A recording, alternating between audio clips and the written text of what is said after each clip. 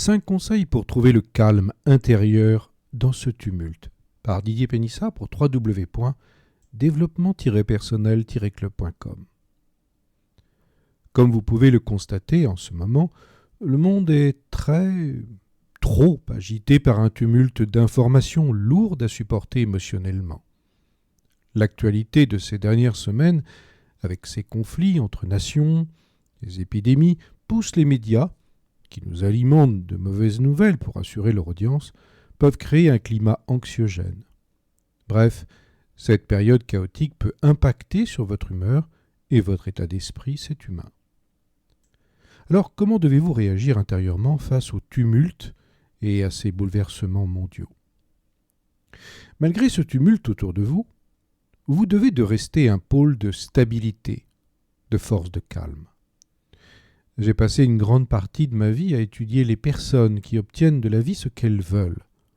Or, le point commun de leur success story est leur capacité de maîtrise de soi et le calme. Alors comment y parvenir, me direz-vous ?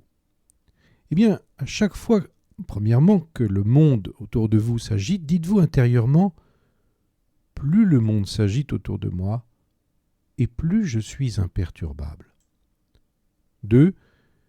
Imaginez que vous êtes un centre de calme. Visualisez-vous dans votre esprit comme un pôle de stabilité, solide comme un roc. Certains maîtres de la recherche intérieure nous invitent à nous représenter mentalement comme un vieux chêne centenaire, bien ancré dans la terre, indéracinable.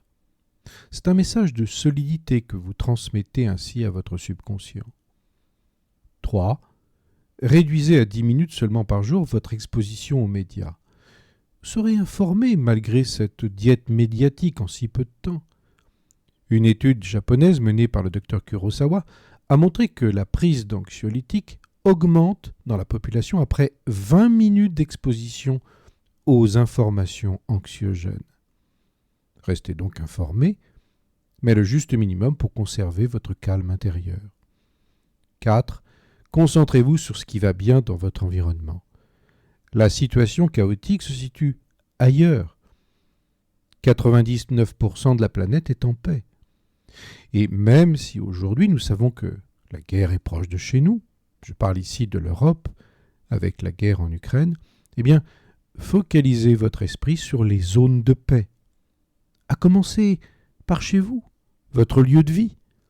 Ceci ne vous empêche pas de vous sentir solidaire de la tragédie actuelle, mais vous resitue dans un contexte de réalité pour vous, ici et maintenant.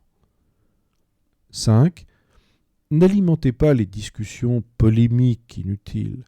Éloignez-vous de ce brouhaha pour conserver votre sérénité.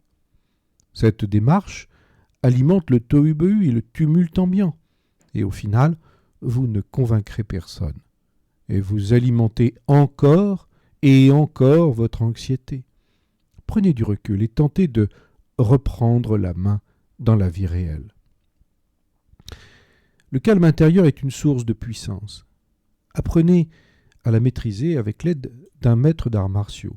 Je vous invite à découvrir le programme que vous trouverez sur le-calme.com.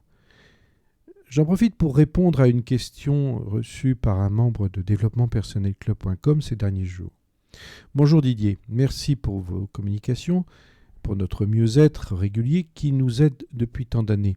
Mais depuis quelques semaines, mon sommeil est agité avec ces informations de cette guerre en Ukraine à nos portes.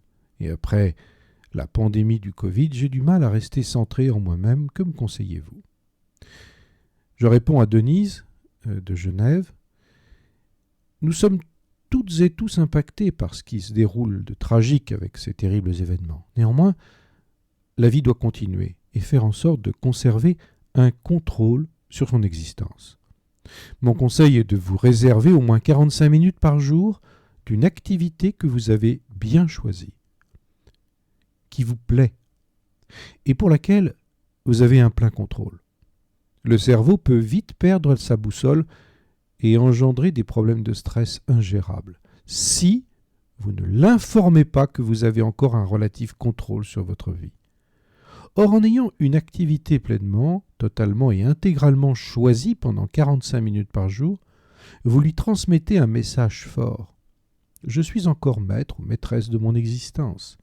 Et ainsi le stress engendré par cette situation tumultueuse ne produira pas de dégâts psychosomatiques. Deuxièmement, pratiquez au moins une fois par jour une séance de relaxation profonde. Cette technique réduit les effets nocifs des informations anxiogènes et réduit la sécrétion d'hormones de stress comme l'adrénaline, le cortisol de moins de 50%. Merci de votre attention et à très bientôt.